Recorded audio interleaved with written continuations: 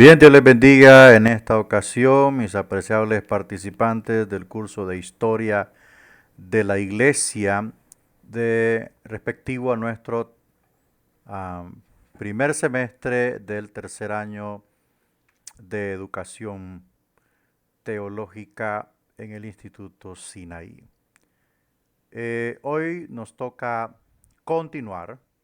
Estamos dentro del capítulo 2, periodo de dominación pagana. Ya vimos el capítulo 1, periodo de los comienzos del cristianismo, en donde mencionamos algunos periodos importantes que tuvieron relación con el crecimiento del cristianismo. Vimos el periodo del testimonio local, el periodo de la expansión misionera, el periodo del crecimiento occidental. Y estamos abordando el periodo de dominación pagana, que es ese tiempo donde el paganismo tomó el control de todas las esferas eclesiásticas e intentó para diluir, ¿verdad?, al cristianismo puro y verdadero. Antes de continuar, vamos a hacer una oración de introducción. Amante y buen Dios, te damos las gracias en esta hora. Gracias, Señor, por todo lo que tú nos permites hacer. Gracias por tu infinita misericordia. Gracias por tu bondad. Oramos en esta tarde que tu iluminación, tu fortaleza y tu inspiración vengan sobre nuestras vidas para poder servir esta clase de hoy a nuestros alumnos. Padre, en el nombre de Jesús, te lo agradecemos. Amén. Bueno, vamos a continuar la clase pasada. La abordamos desde la diapositiva 24 hasta la 51. Hoy estaremos desde la 52 hasta la 85. Entonces vamos a abordar en nuestra diapositiva que tiene por titulación La lucha por la pureza. Al mismo tiempo que el cristianismo se enfrentaba a su prueba más severa del exterior, también estaba luchando por retener su pureza original de doctrina y práctica. De las dos batallas, la segunda era más importante. Sin embargo, cuando la primera fue ganada, la segunda, aunque no se perdió completamente, se infligió grandes y terribles heridas sobre el cristianismo. Bueno, la persecución sobre los cristianos en ese tiempo se caracterizó por debilitar la fe, se caracterizó por debilitar la persona humana. Las torturas, los asesinatos sistemáticos y los asesinatos públicos, ¿verdad? A manera de espectáculo, eso trataba de golpear profundamente la fe de la iglesia. Ciertamente que eh, había poco liderazgo que se mantuviera firme, un liderazgo, por decir así, del nivel de los apóstoles, que ayudara a los cristianos a mantenerse en pie, a no ceder. El cristianismo estaba siendo avasallado por la persecución y estaba siendo asediado terriblemente por el paganismo. La lucha por mantenerse puro, como en su momento lo mencionó el apóstol Pablo, y en su momento el escritor de la carta a los hebreos señaló esta importancia de mantenerse puros, de no permitir leudarse con nada de este mundo. La verdad que era bastante apremiante sostenerse en pie. Si bien es cierto, la iglesia no fue debilitada por la persecución, ya que ese mundo de entonces era más fuerte que el mundo de hoy, la iglesia siempre sufrió daños en cuanto a su pureza interna. Siempre se filtró un poco del paganismo, siempre se filtró un poco de la religiosidad externa y casi desaparece. Vamos a ir avanzando porque tenemos muchas diapositivas. ¿Qué pasa con la pureza primitiva? Los escritos cristianos más antiguos fuera del Nuevo Testamento son de interés porque revelan la condición interna del cristianismo e indican la dirección del pensamiento. 6 escritos primitivos, además de varios fragmentos, han sido conservados. O sea, estos escritos eh, se redactaron para animar, para fortalecer la fe del pueblo de Dios. Esa fue la intención. Hacer que la iglesia se mantuviese como un bloque, para no caer, para no desaparecer como lo que el Señor quiso plantar en su momento.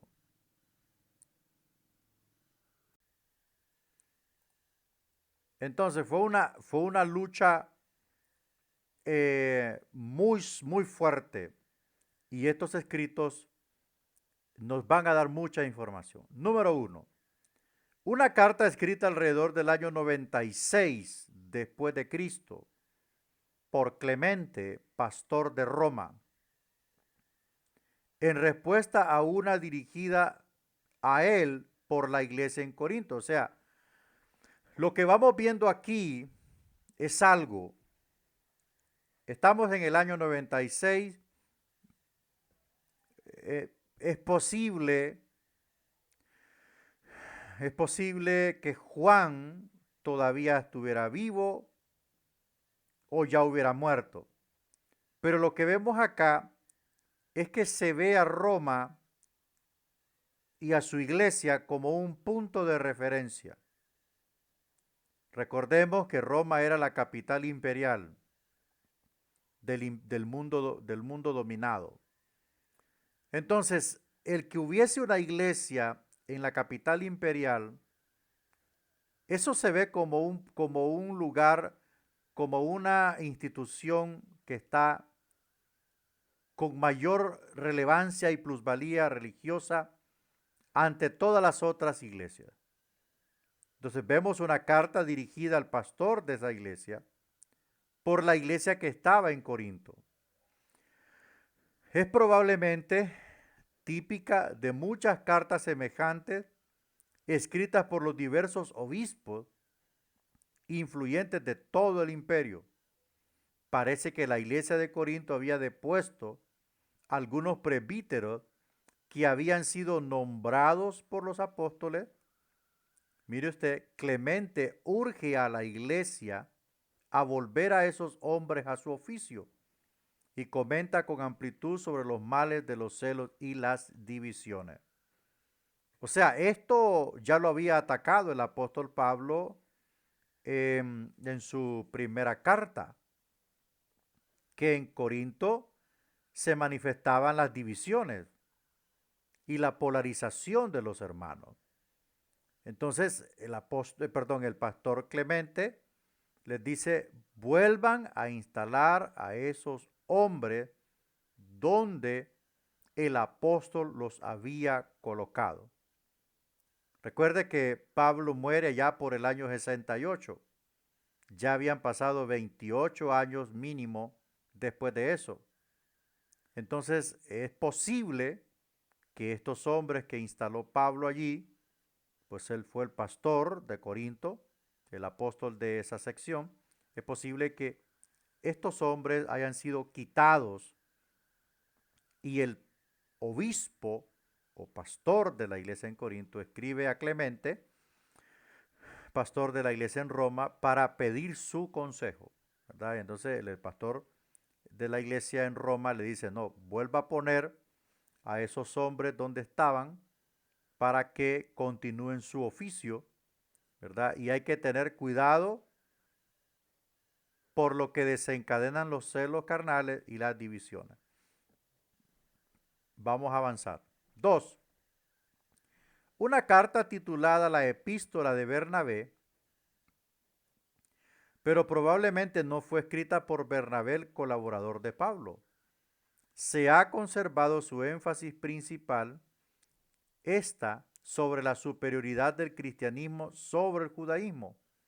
Este escrito puede fecharse entre el 70 y el 135 después de Cristo. Entonces, este escrito lo que contiene es que la religión cristiana es superior a la fe judía por muchas y amplias razones. Una de ellas es que el cristianismo se origina en lo profundo del ser humano.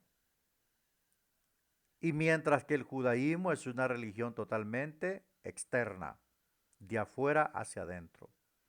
Entonces, eso es lo que se contiene o se sostiene en esta epístola de Bernabé, que es un enunciado acerca de que el cristianismo es sucesor, superior sobre el judaísmo y que por supuesto contiene una propuesta mejor que la de la fe judía. Número 3, se ha levantado mucha controversia sobre las epístolas de Ignacio. Los eruditos disienten acerca de muchas epístolas que Ignacio escribió respecto a la genuinidad de muchas referencias en las epístolas y acerca del texto correcto de las cartas. Algunos le asignan 12 cartas a él, a Ignacio, otros 7 y algunos siguen una versión siria que le concede solo 3 epístolas. Si son auténticas, estas cartas parecieran o parecerían haber sido escritas en el año 115, después que Ignacio había sido condenado a muerte por el emperador Trajano. Estas cartas contienen muchas exhortaciones a la iglesia o a las iglesias a ser fieles a los obispos, presbíteros y diáconos que Dios les había dado.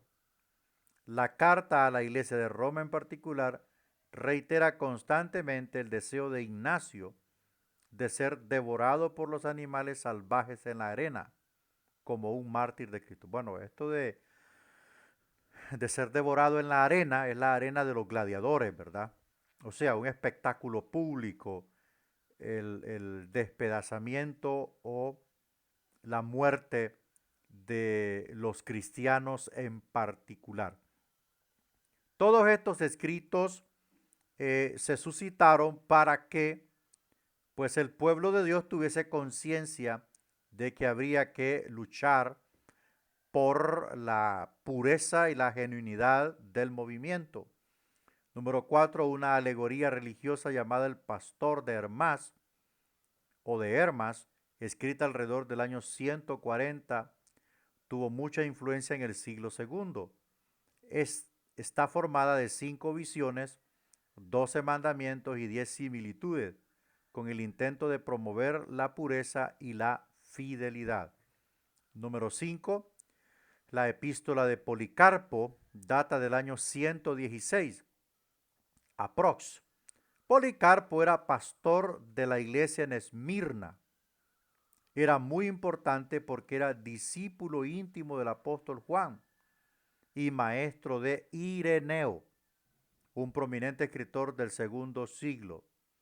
La epístola de Policarpo consiste principalmente de citas bíblicas dirigidas a inculcar la pureza en doctrina y la constancia en el servicio. Bueno, de todos los que hemos citado, para mí la más auténtica, el escrito más auténtico y más fiel es el escrito de Policarpo. ¿Por qué? Pues porque Policarpo es como decir Marcos, el ayudante de Pedro. Es como decir Lucas, el discípulo de Pablo. Policarpo era discípulo muy, muy íntimo del apóstol Juan. Obviamente, Policarpo había absorbido todo lo que representó la teología y la ética juanina.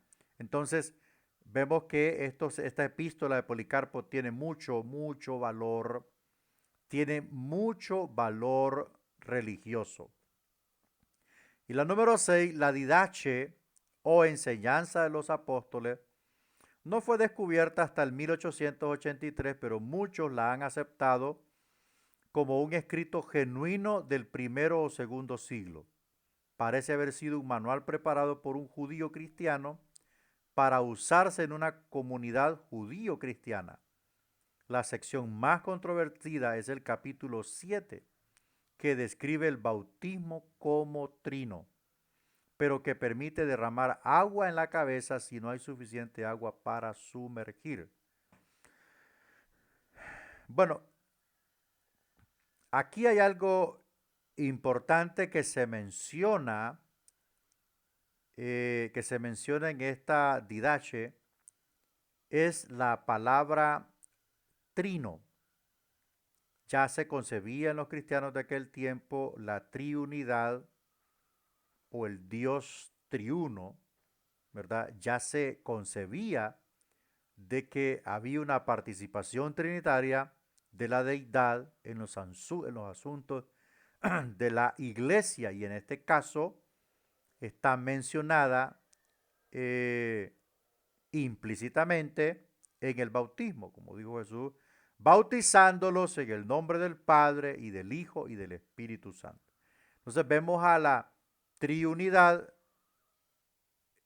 enrolada totalmente en la salvación de los seres humanos. Bueno, vamos avanzando. La lucha contra la dilución del cristianismo. Ya se vio la lucha por la pureza. Se suscitaron algunos escritos que fortalecían, creaban conciencia para que los cristianos no cedieran, para que los obispos o pastores no cedieran ante el avasallamiento de la religiosidad, del sincretismo, del paganismo, la filosofía y la religiosidad de aquel tiempo, y que la pureza de la iglesia como tal desapareciera. Esos son los mismos peligros a los cuales la iglesia se enfrenta hoy. Son los mismos peligros, solo han cambiado las épocas. Hoy la iglesia se enfrenta a ese tipo de peligros. El sincretismo o la mezcla de lo religioso con el evangelio, el paganismo con el evangelio, eso es la misma lucha.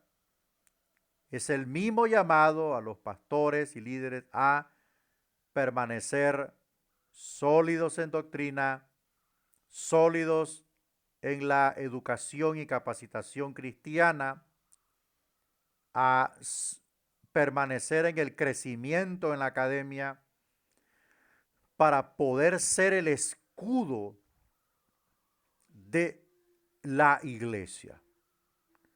Veamos la lucha contra la dilución del cristianismo. El intento de diluir con el legalismo. Este es uno de los varios intentos del paganismo por tratar de deshacer el cristianismo. Lo intentaron diluir con el legalismo. El primero de esos esfuerzos intentaba combinar el judaísmo con el cristianismo.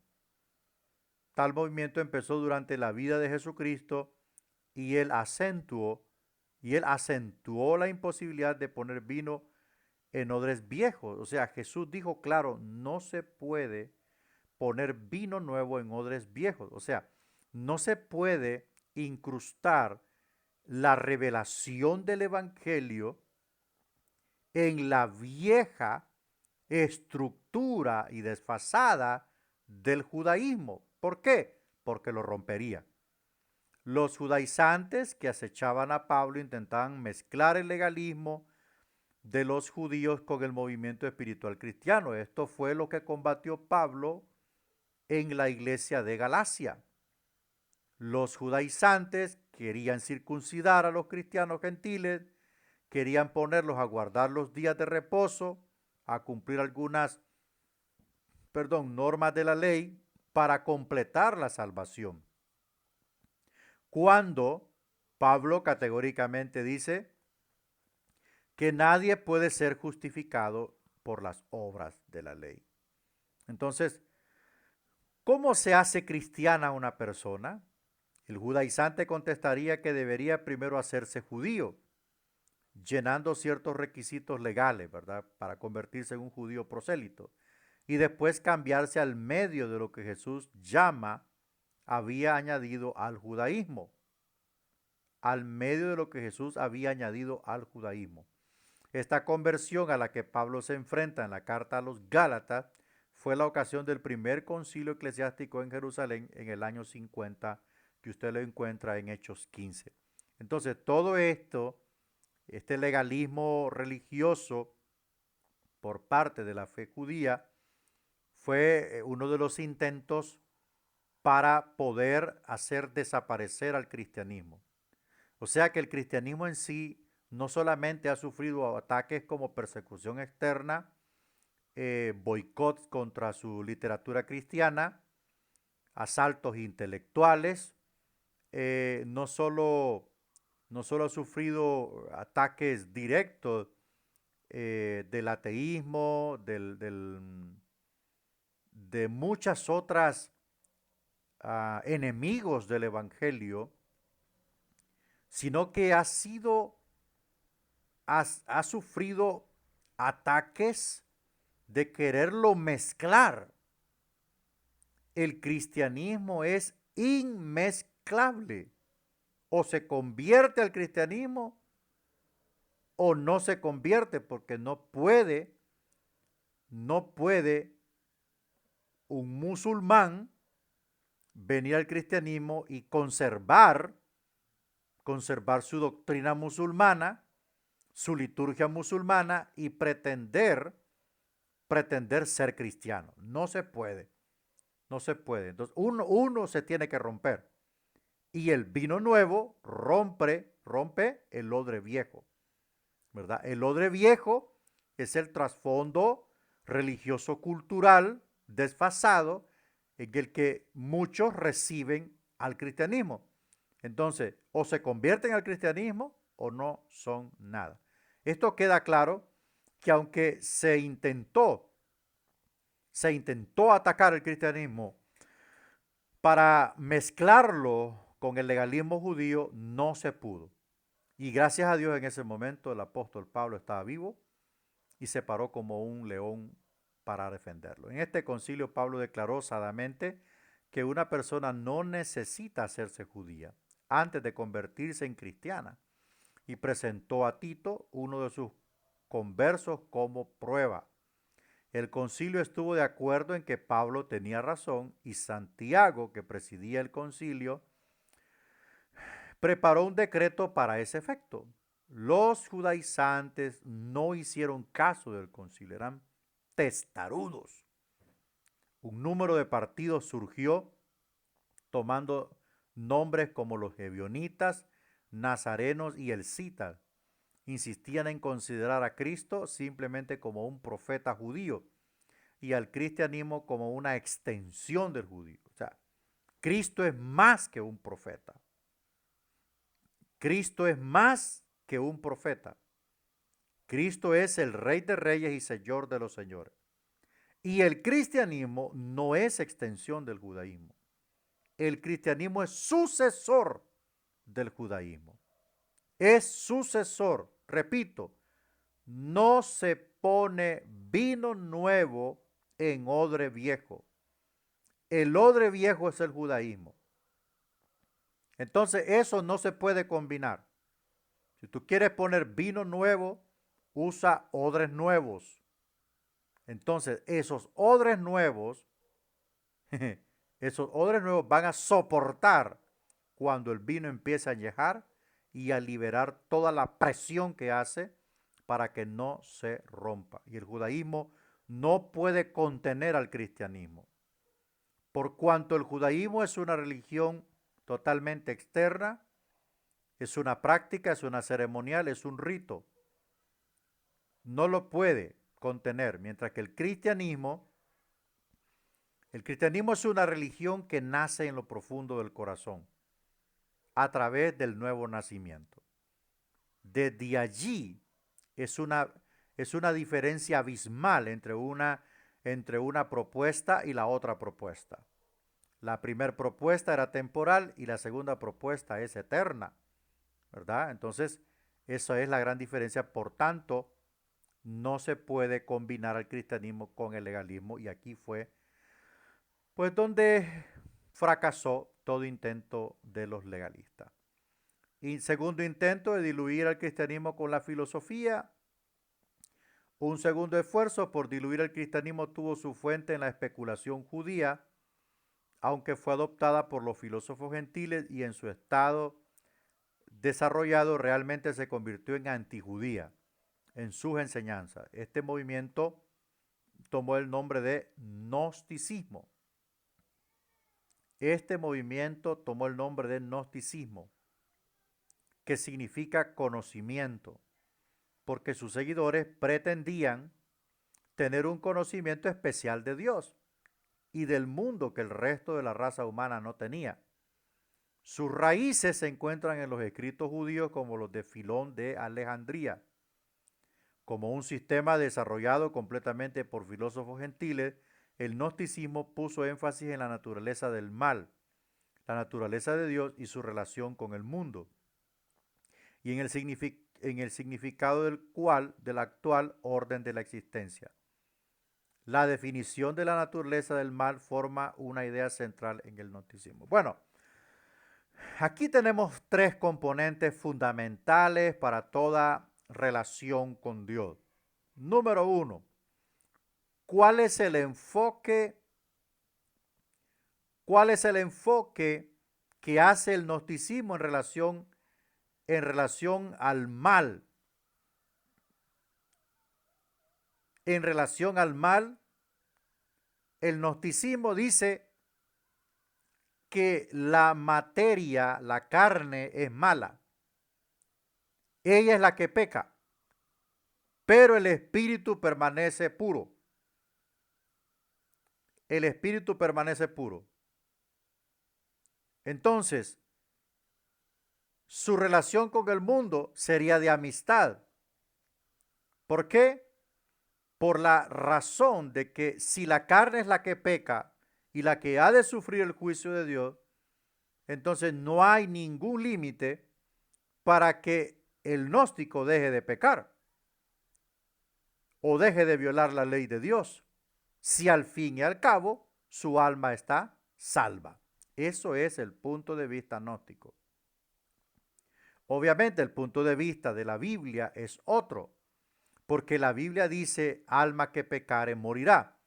También dice, no fornicarás, no cometerás adulterio, no matarás, no robarás. Son cosas que hace el cuerpo. ¿Ok? Son cosas que hace el cuerpo. Entonces el gnóstico, al querer separar la carne de toda responsabilidad, separar la carne de toda responsabilidad moral y penal ante Dios, está enseñando una terrible herejía. ¿Por qué? Porque quien utiliza la carne, esto es el cuerpo humano, para pecar, es el alma. El cuerpo no actúa solo. El cuerpo es la revestidura física que utiliza el espíritu y el alma para desempeñarse como ser y habitante de este mundo. y que obviamente por todos sus actos dará cuenta a Dios, sean buenos o sean malos. Entonces, el gnóstico con sus conocimientos, con sus doctrinas erróneas y heréticas, nunca pudo diluir al cristianismo, porque el cristianismo posee doctrinas sólidas y fundamentales, y el apóstol Juan se encargó de escribir suficientemente, aparte de su evangelio y la primera carta de Juan, acerca de este asunto, para poderlo contrarrestar. Y aunque Filón fue cristiano en un tiempo y después formó su propio movimiento religioso, dijo el apóstol Juan, salieron de nosotros, pero no eran de nosotros. Entonces, de nada sirvió al gnosticismo tratar de influenciar y de querer absorber al cristianismo, porque no pudo. Simple y sencillamente no pudo. Aquí tenemos un apartadito para explicar un poco más qué es el gnosticismo. La definición de la naturaleza del mal forma una idea central en el gnosticismo. Se hizo el intento de aislar el mal afirmando que residía en la materia, esto es el cuerpo. Si una cosa tenía masa, era mala. La bondad se encontraba en el espíritu, o sea, separar a ambos, eso es imposible. Eso es imposible separarlo. Así se seguía que una silla era mala, una casa era mala, el mundo físico es malo, el cuerpo físico de un hombre es malo. Algunas inferencias trascendentes decididamente antijudías en naturaleza seguían esta definición del mal. Si el mundo físico era malo y el Antiguo Testamento judío pensaba que en el principio Dios había creado este mundo físico, entonces la naturaleza de Dios estaba comprometida. Porque, ¿cómo podía un Dios perfecto crear un mundo malo? En respuesta, los gnósticos tomaron la posición de que el Jehová del Antiguo Testamento no era el verdadero Dios, sino una creación inferior del verdadero Dios. O sea, todo para poder defender su tesis errónea de que todo lo físico, la materia y el mundo era malo, inventaron de que el Jehová creador que se encuentra en los registros del Antiguo Testamento es inferior al nuevo y verdadero, o al verdadero Dios del Nuevo Testamento. Es algo tirado de los pelos, es algo lo más ignorante posible, de tanto conocimiento que se perdieron.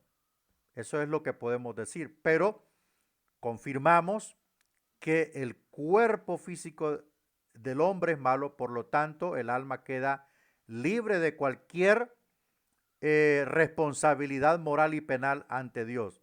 Que el cuerpo podía hacer lo que quisiera y el alma estaba descansando o escondida por allí.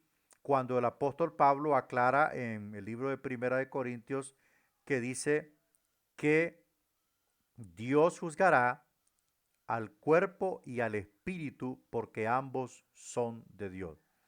El cuerpo no puede obrar por sí solo.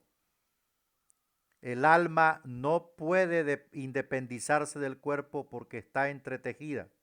Usted ve mis dedos, ¿va? Eso se llama entretejer. Mire, así, como un tapete.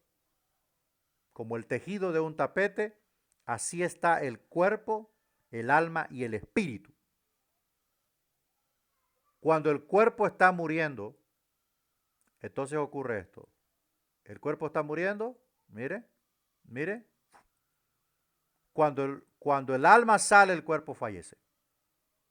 Entonces no se pueden separar. No se pueden separar.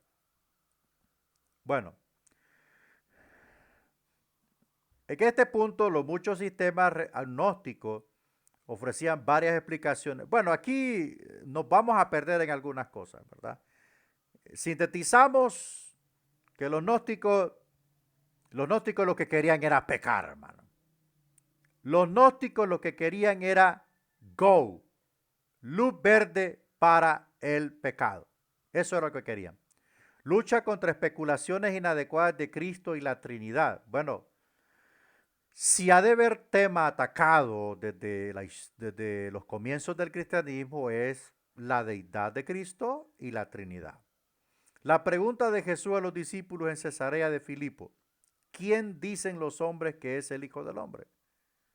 No fue contestada de manera que evitara una pregunta similar durante los siglos siguientes, aunque el apóstol Pedro contestó, tú eres el Cristo, el Hijo del Dios viviente. El lema del judaísmo por más de 1000 años ha sido su Shema, versículos de los libros de Deuteronomio y Números que recitan la sinagoga, oye Israel, sí, es cierto, oye, oh Israel, el Señor tu Dios uno es. El Nuevo Testamento describe a Cristo como Dios y al Espíritu Santo como Dios. Pero el asunto está de que la Shema Israel, si usted toma nota, eso se menciona en el libro de Deuteronomio, que es la segunda ley. El libro de Deuteronomio, la segunda ley, es la repetición de la ley. ¿A quiénes? A las nuevas generaciones que quedaron vivas después de la peregrinación en el desierto por 40 años, donde murieron todos aquellos mayores de 40 años, ¿verdad? O mayores de 20 años. Entonces, todas estas nuevas generaciones que nacieron, crecieron en el desierto, usted sabe, 40 años, nace un individuo en la peregrinación. Si nació en el primer año de peregrinación, pues vagó 40 años, ya se convirtió en un hombre adulto. Si en los 10 últimos años de peregrinación nació un individuo, tenía 10 años de edad antes de cruzar el Jordán. Entonces, ¿qué tenía que hacer Moisés? Repetir la ley nuevamente para que las nuevas generaciones que iban a poseer Canaán, él ya no iba a estar. Entonces tenía que volverlas a repetir y pronunciar estas palabras, que este es un rema, oye, oh Israel, el Señor tu Dios, uno es. Pero uno es en el aspecto de que en comparación al politeísmo que existía en las diferentes naciones de aquel entonces, Jehová era uno en naturaleza, uno de único, que Israel no tiene otro Dios, que Israel no tiene otra deidad. Jehová es uno para Israel. O sea, eso es en ese tiempo, en ese momento. Ahora, no queremos decir que con la Trinidad son tres dioses. No, lo que sucede es que en ese tiempo y momento Dios no podía revelar semejante doctrina o revelación a una cultura, a una sociedad que estaba luchando contra el politeísmo pagano de todas las ciudades. Que Dios fue claro, por eso Dios le ordenó a Josué, elimina todo, para que esas ciudades cananeas, con sus dioses y sus culturas, no quedasen con habitantes para que después, como le advirtió, que si los dejaba vivos, ellos se influenciarían a los israelitas, se casarían con ellos y los arrastrarían a sus dioses. Y así se cumplió, porque Josué finalmente desobedeció. Entonces, en ese aspecto y en ese tiempo de la revelación dispensacionalista, Dios no podía traer esa revelación. Recuerde que Dios ha traído su revelación progresiva a través de las dispensaciones. Y en esa dispensación, que era la dispensación de la ley, no podía entregar la revelación de la triunidad. La revelación de la triunidad se manifestó dentro de la dispensación de la gracia. Dentro de la dispensación de la gracia, que es cuando el Espíritu Santo desciende generalmente en Pentecostés. En Pentecostés. Recuerde que la dispensación de la ley termina en el Calvario, con el sacrificio de Jesús como el Cordero perfecto. Ahí termina la dispensación de la ley y la dispensación de la gracia inicia cuando el Espíritu Santo desciende en Pentecostés. Esa es la historia de la iglesia, ¿verdad? Donde nosotros vemos que por boca de Jesús, antes de ascender, dice, vayan y hagan discípulos a las naciones, bautizándolos en el nombre del Padre, Jehová, uno es, en el nombre del Hijo y en el nombre del Espíritu Santo. O sea, coloca a las tres personas de la triunidad en el mismo margen de la deidad, en donde ellos son copartícipes de la redención del hombre. Así es que eso no podía venir por boca de ningún profeta ni por boca de nadie antes, sino que tendría que venir por boca del mismo Dios, esto es Jesucristo hombre. Entonces, eso es lo que se dilucidaba por parte de los israelitas. El cristianismo del segundo siglo reflexionaba mucho sobre la pregunta de cómo el Cristo encarnado podía ser Dios sin afectar la unicidad de Dios. 5 opiniones principales que intentan responder a esta pregunta pueden ser brevemente resumidas. Yo le voy a decir una cosa. Cristo nunca se convirtió en Dios. Ni existe ningún punto en la historia contada y no contada en el que podamos verificar que Cristo se convirtió en Dios. Cuando el Señor descendió aquí, Él ya era Dios. Juan dice que el Verbo habitaba en el principio con Dios. O sea, en el principio. ¿Cuándo es el principio? ¿En qué punto podemos ubicar el principio? No existe tal punto. El principio lo podemos resumir en términos generales como la eternidad. En algún punto de la eternidad. ¿Pero cuándo? ¿Dónde? ¿Cómo? Solamente podemos decir en la eternidad, porque la eternidad, discúlpeme, la eternidad existe porque Dios existe. O sea, Dios le da sentido a la eternidad. Dios le da origen a la eternidad. La eternidad le debe su existencia a la deidad, a la triunidad. Entonces, no puede haber un principio, lo que hay es la causa.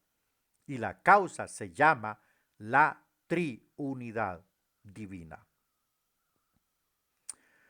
Bueno, primera opinión, una primera opinión con respecto a la deidad de Cristo resolvió el problema negando la filiación eterna de Cristo. Este grupo era conocido como los alogoi, que literalmente significa el verbo no, refiriéndose a Juan 1.1. En el principio era el verbo. Ellos negaban esto. Como su nombre sugiere, negaban que Cristo fuera el verbo, la expresión de Dios, insistiendo en que no había Trinidad, puesto que Dios es uno. Cristo, decían ellos, era un gran maestro, pero no divino. Entonces, nos quedamos acá. Bueno, en el principio era el verbo y el verbo era con Dios y el verbo era Dios. O sea, ¿de dónde sacan los alogoi que Cristo no era Dios? Porque aquí la palabra verbo, logos en griego, significa la expresión, la palabra del hombre. Entonces, Jesús se personifica como la palabra de Dios. Los mismos musulmanes en su Corán dicen que Isha es la palabra de Jehová. O sea, Jesús es la palabra de Jehová. Entonces, por lo tanto, los alogoi estaban fuera de contexto. Por razón de que el mismo Juan atestigua claramente que Jesús era el verbo estaba con Dios y el verbo era Dios.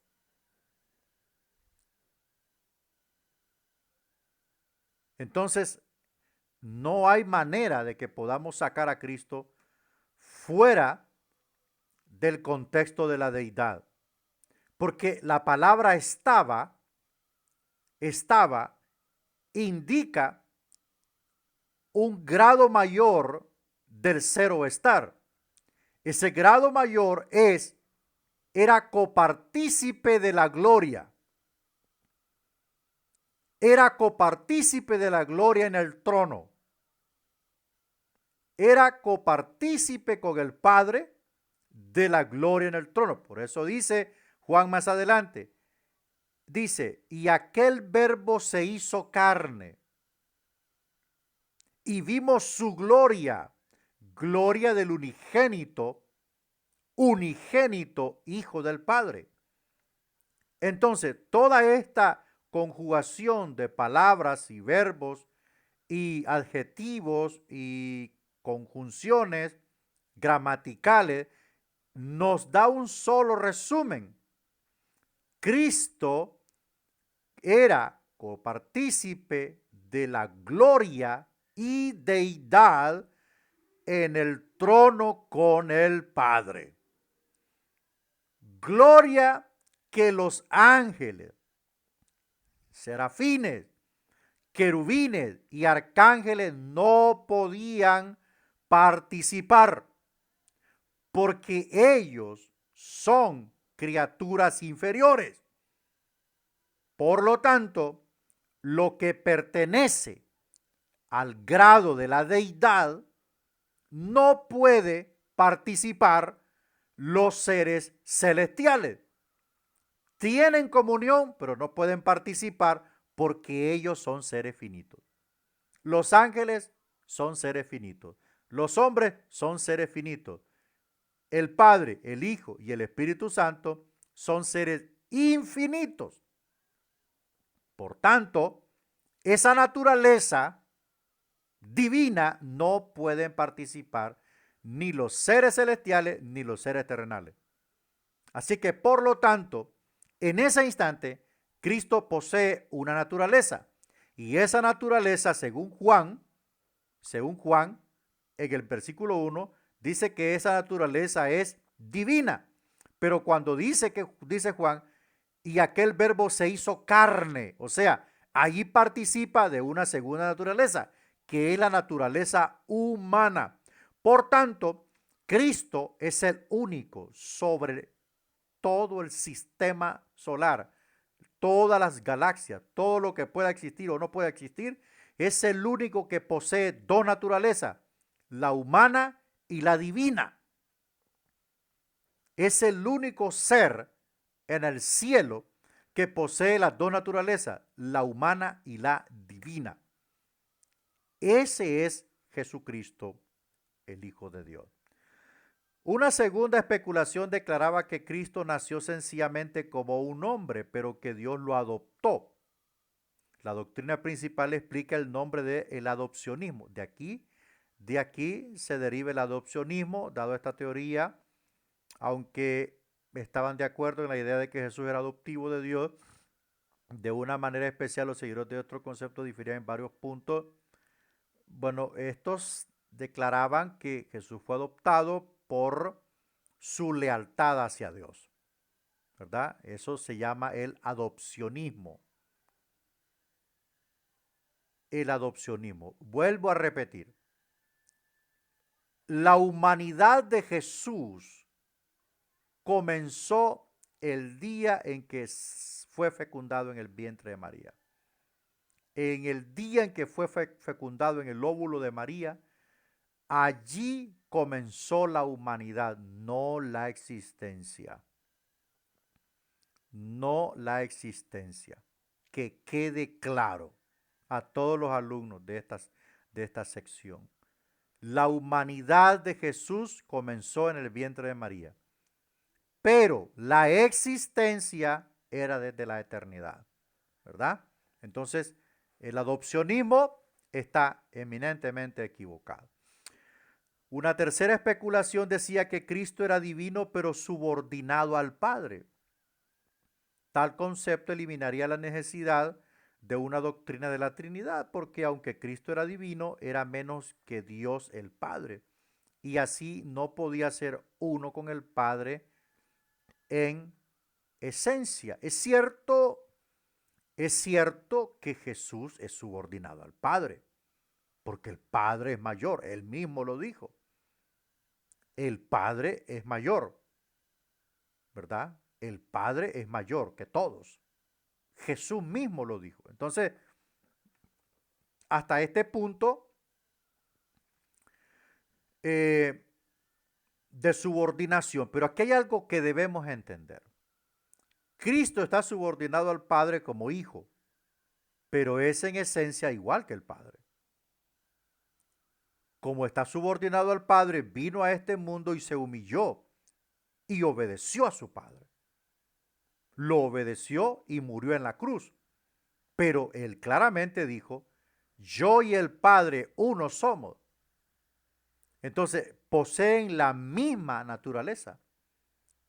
Es distinto de físico, pero poseen la misma esencia. Es la misma esencia, no hay otra. Jesús dijo, quien ha visto al Hijo, ha visto al Padre. Esa es una declaración mayor. O sea, el Padre es espíritu, pero se personificó en el Hijo. Y Jesús declara y dice, el que ha visto al Hijo, ha visto al Padre. Entonces, son una sola esencia, aunque el respeto de Jesús hacia su Padre es eminentemente subordinado. Como dijo él, el Padre es mayor que todos, ¿verdad?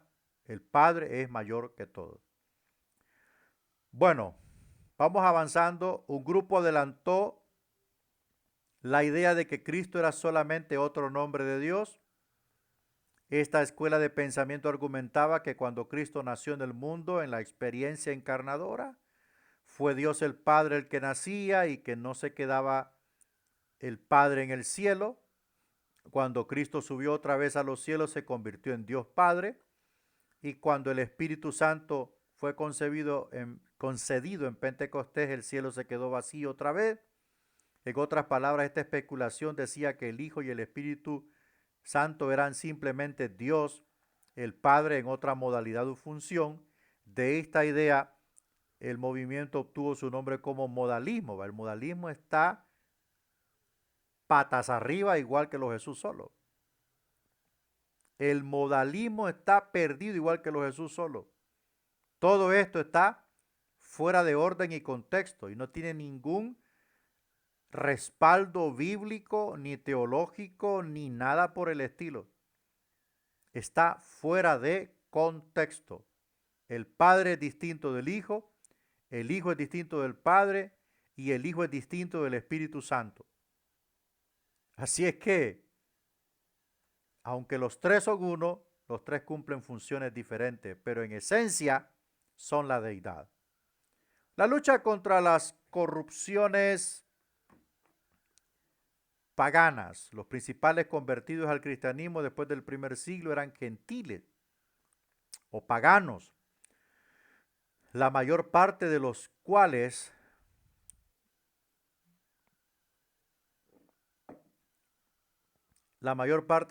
habían sido ganados para el cristianismo de otros fondos religiosos.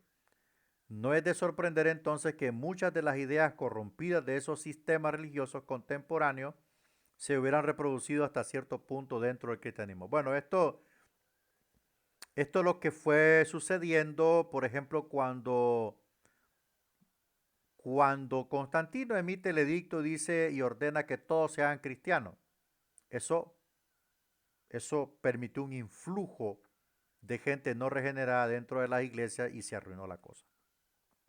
Algunas de estas tendencias paganas son las siguientes, o sea, de aquellas tendencias paganas que entraron al cristianismo, mire usted, entraron al cristianismo y se mantuvieron con esa gente. Por ejemplo, el fetichismo, todas las formas de paganismo exageraban la vasta importancia de exterioridades religiosas, cosas y acciones. Los cristianos primitivos eran llamados despectivamente ateos. porque no tenían evidencias materiales de su celo religioso. Tales exterioridades empezaron a ser añadidas al cristianismo en los siglos segundo y tercero. Los huesos de los santos empezaron a tener santidad. Las posesiones religiosas y el signo de la cruz empezaron a dar evidencia externa de piedad. La verdadera religión empezó a ser juzgada por la participación en los actos religiosos y las posesiones y reliquias sagradas. Bueno, en síntesis de este tema, el fetichismo era poseer algo, un hueso, una camisa, un collar, una pulsera, algo de un líder cristiano importante. Eso era fetichismo. Ahí nace la figura de la cruz como algo que tenía poder, como algo religioso sagrado.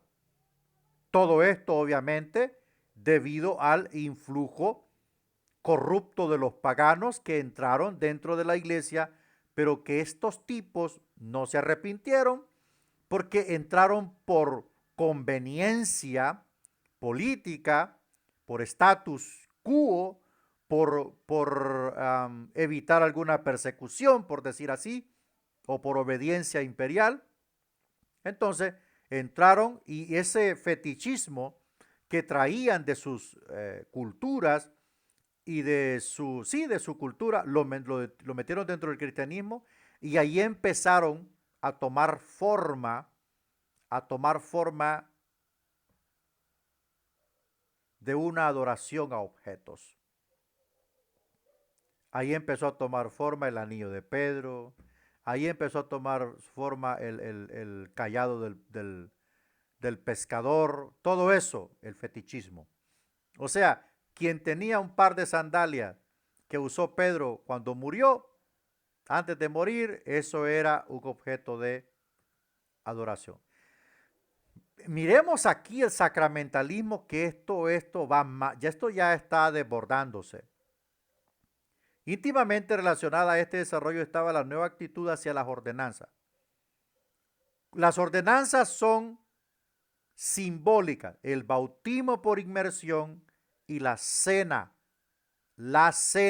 del Señor. Recibieron el nombre de un sacramento.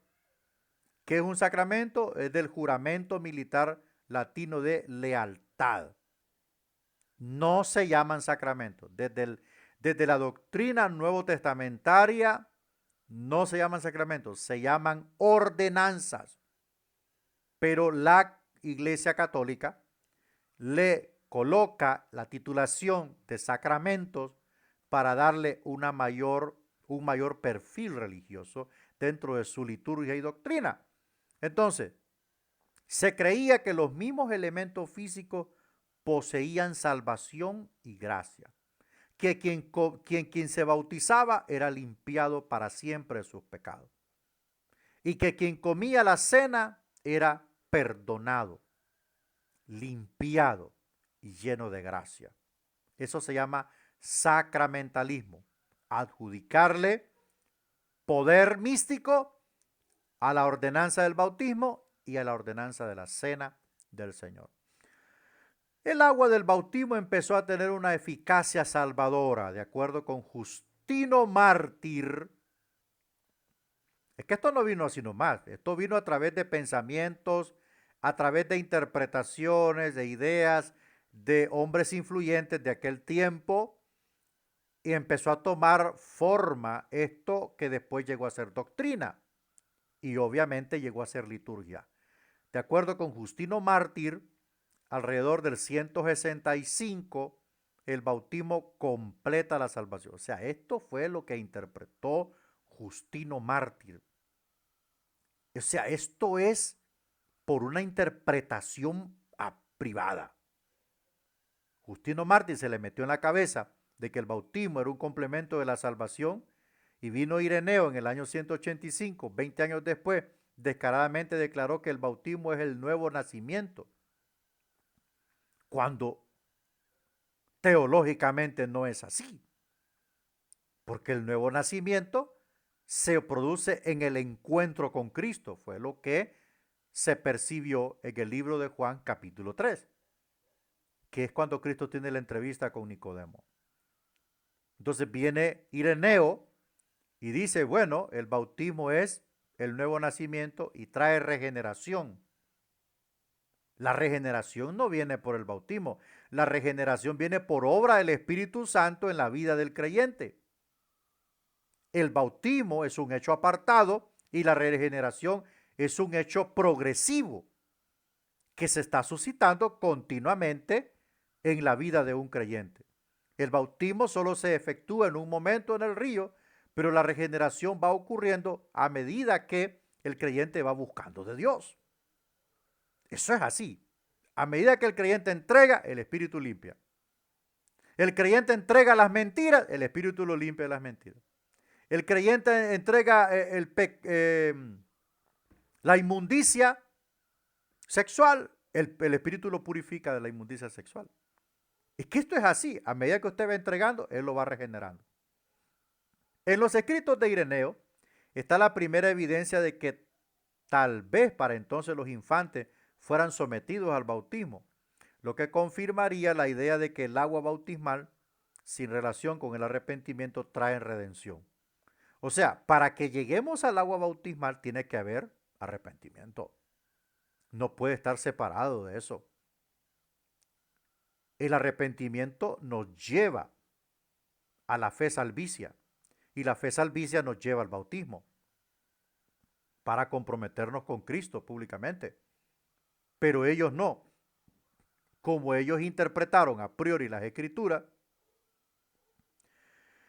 y por supuesto, esta interpretación fuera de contexto, como es más fácil de aceptar, tomó poder y se convirtió en una doctrina.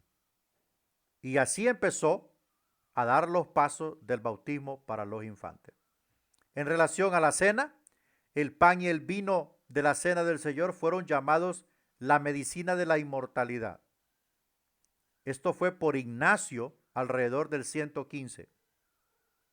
Tal vez en lenguaje simbólico, pero para el tiempo de Ireneo se declaraba rotundamente que después que el pan ha sido consagrado, ya no es pan común. No, hermano. Si solo es símbolo.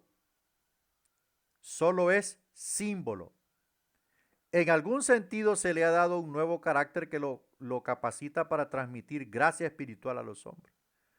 Solo es símbolo, pero ellos le dieron poderes místicos. Y claro, la gente, como eso es más fácil, todo el mundo empezó a comer la cena del Señor. Y usted ve en qué se desencadenó todo en una Eucaristía. El sacerdocio. No solo el sistema judío, sino todos los cultos paganos antiguos requerían sacerdotes y rituales como parte de su culto religioso.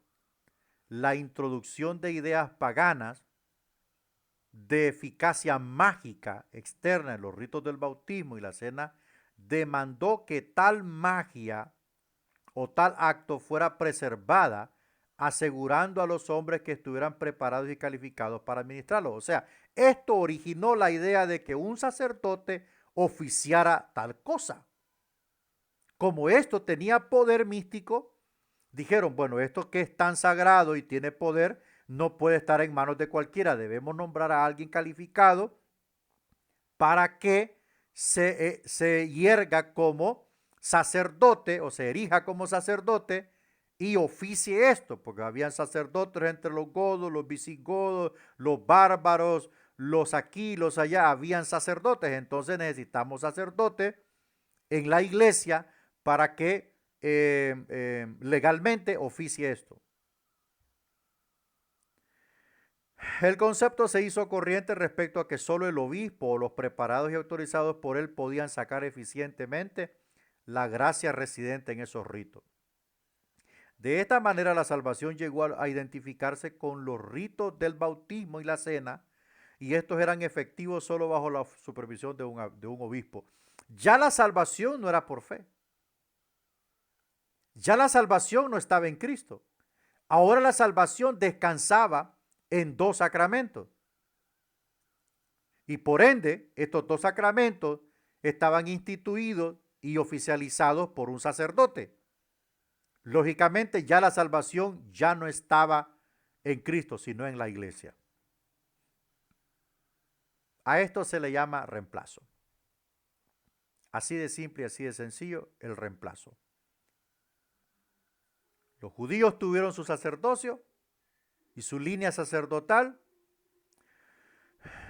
Los cristianos también, pero bajo la titulación de la Iglesia Católica.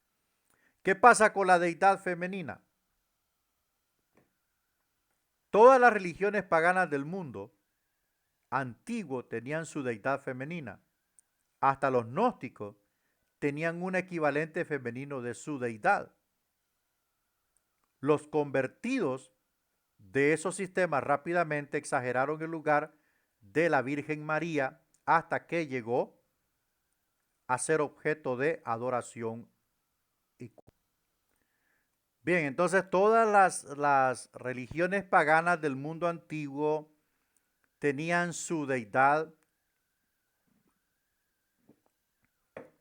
femenina, y dice que hasta los gnósticos tenían un equivalente femenino de la deidad. Los convertidos de esos sistemas rápidamente exageraron el lugar de la Virgen María hasta que ella llegó a ser objeto de adoración y culto. Entonces aquí es donde toma fuerza el marianismo o la teología mariana, que adoran a María, y ya María no se ve como lo que lo muestra la Biblia, una mujer de testimonio, una mujer consagrada, sino que ahora le dan el título de Virgen, siempre virgen. Entonces, a tal grado que los sacerdotes católicos enseñan de que María no volvió a tener hijos y cuando Jesús nació ella volvió a ser virgen. Eso es algo totalmente ridículo, ¿verdad? En todos los sentidos. Entonces, aquí nace el marianismo. La lucha contra la disminución de las normas cristianas. Hubo tres movimientos durante los primeros siglos que, aunque separados y distintos, sin embargo, se sobreponen y hasta cierto punto se incluyen uno al otro. Todos aceptaban la corrupción de su tiempo respecto al bautismo como una ordenanza salvadora, pero todos protestaban contra permitir a los indignos, ya fueran los que habían negado a Cristo en la persecución o que habían entregado las escrituras para ser destruidas. Estos eran los indignos, hermanos. Son los que habían desertado, los que no soportaron la tortura y negaron a Jesús a cambio de sus vidas, y algunos entregaron las escrituras, copias de las escrituras para ser quemadas. Entonces, ellos se oponían a que estos recibieran o administraran los beneficios de una iglesia y los sacramentos, pues, salvadores. Entonces, todos estos movimientos sucedieron para que las normas cristianas fuesen un poquito más leves, porque el cristianismo tiene más demandas, ¿verdad?, que el judaísmo. Entonces, sus demandas son más fuertes. Entonces ellos dijeron, vamos a bajar a esto para que todos tengan opción a los beneficios de la iglesia, pero los indignos no. Vamos a ver el primero, el montanismo. El primero de estos movimientos fue conocido como el montanismo entre los años 135 al 160. Montano, aparentemente un recién convertido del sacerdocio pagano, este es el tema, este es el asunto, mire. El recién convertido del sacerdocio pagano. Esta gente entró de un solo, sin esperar que se convirtieran de verdad, sin esperar que hubieran frutos verdaderos de un arrepentimiento, sin esperar que hubiese un caminar con Dios. Estos entraron de un solo y de un solo se erigieron como pensadores, como obispos, como predicadores, como maestros. Y esa masa leudada, esa levadura que traían, la canalizaron a lo que se constituyó como iglesia. Entonces, repentinamente empezó a reconvenir a los cristianos de Asia Menor donde vivía, o sea, a causar una influencia, acusándolos de aceptar ideas gnósticas, de seguir la dirección, humana en vez de la del espíritu, en la vida de la iglesia y la organización, y de ser criminalmente laxos en la disciplina cristiana. Montano empezó a llamarle la atención a los cristianos. Con dos mujeres ayudantes, Priscila y Maximila, denunció a los obispos de su área por su falta de espiritualidad y declaró que ellos no estaban calificados para su oficio, puesto que les faltaban los dones propios del Espíritu Santo. Montano exageró dos doctrinas distintas. La primera era un énfasis sobre el Espíritu Santo. A veces la predicación de Montano sugería que él mismo era el Espíritu Santo. Este hombre estaba perdido. Él pretendía una inmediata inspiración para él mismo y para sus ayudantes, de manera que sus palabras eran autoritativas aún más allá de las escrituras. O sea, este es el asunto cuando alguien de la noche a la mañana se convierte al Señor y se le da demasiado, puesto, y esta persona todavía no se ha convertido de verdad. El montanismo se fue más allá de cualquier límite. Ellos le daban la prioridad al espíritu y usted puede ver acá que Montano se creía el Espíritu Santo. Veamos el novicianismo. En muchos aspectos el novicianismo fue la reaparición del montanismo. Cuando el emperador Decio intentó desarraigar todo el cristianismo del mundo, surgieron dos ideas acerca del tratamiento que debía darse a los que habían huido de la persecución, o habían entregado las Sagradas Escrituras, o habían negado la fe. Un partido permitía a esas gentes regresar al seno de la Iglesia Salvadora después de haber llenado ciertas condiciones. El otro partido decía que a esos nunca se les debería permitir regresar, puesto que se había concebido que la salvación fuera de la iglesia era imposible. Aquí está el problema. Esta cuestión era de una importancia más que académica. O sea que en base a esta temática de que la iglesia era la fuente de salvación, a los que habían traicionado la fe no se les debiera permitir regresar, ¿verdad? No se les debía permitir regresar. Por eso que el novicianismo en algunas veces parecía como que el montanismo estaba incluido allí. Bueno, todos estos son algunos movimientos. Obviamente en su material PDF hay más información. Si usted quiere extenderse más, usted lo puede meditar más. Allí está en su material de PDF. Yo solo escogí algunos fragmentos para poder abordar la clase. Si usted quiere comprender más, ahí en su material es deber suyo ahondar más para tener una idea más clara. Pero eso sí, estos estaban fuera de todo contexto. ¿Qué pasa con los donatistas o el donatismo? La severa persecución de Diocleciano trajo el mismo problema al primer plano al empezar el cuarto siglo. Durante la crisis, el obispo Mensurio de Cartago y su diácono Cecilio se hicieron muy impopulares al pretender desanimar a los cristianos excesivamente celosos que procuraban el martirio. Después de la muerte de Mensurio en el 311, Cecilio fue ordenado obispo de Cartago por el obispo Félix de Aptunga, que era acusado por el partido estricto de haber entregado las escrituras cristianas durante la persecución. El partido estricto objetaba su ordenación, argumentando que Félix era hereje, y declaraba que la ordenación de un hereje no transmitía poder para celebrar el bautismo salvador o cualquier otro acto salvador. En el 312, un concilio cerca de 70 obispos del partido estricto se reunió en Cartago y eligió de obispo a Mayorino, provocando un cisma bastante parecido al de Novaciano. Un cisma es una pelea profunda por el poder, ¿verdad? El nombre de esta controversia fue el de Donato, ¿verdad? Que fue ordenado obispo del partido estricto a la muerte de Mayorino en el 313. La posición doctrinal de ambos lados era casi la misma, excepto que el partido estricto insistía en que cuando un obispo es personalmente indigno, habiendo negado la fe bajo persecución o rendido las escrituras cristianas, o ha sido consagrado por un obispo indigno, cualquier acto eclesiástico no tiene validez. O sea que para ellos esto, mis amados, no tenía, o sea, que alguien negara la fe o entregara las escrituras era totalmente caótico.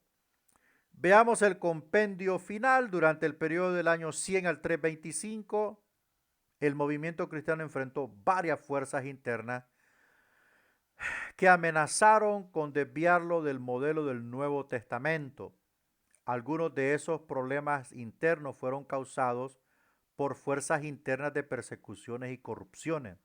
El cristianismo fue afectado en ciertas maneras por la misma maquinaria levantada para tratar con esos problemas. El siguiente capítulo discutirá algunos de los cambios de carácter que vinieron al cristianismo por la lucha contra las fuerzas internas y externas. Bueno, entonces vamos con el fin de una era, el segundo periodo de historia eclesiástica, el año 100 al año 325 después de Cristo. Déjeme hacer una observación aquí. No.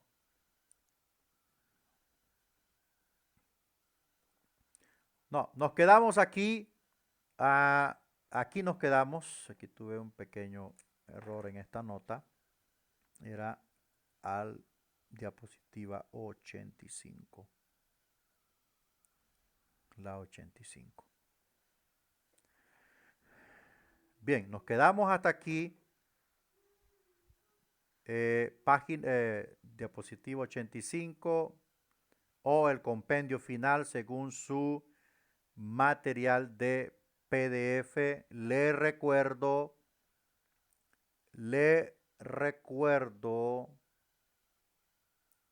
vamos a ver, proyecto de historia, 16 de abril, investigación especial, 26 de marzo.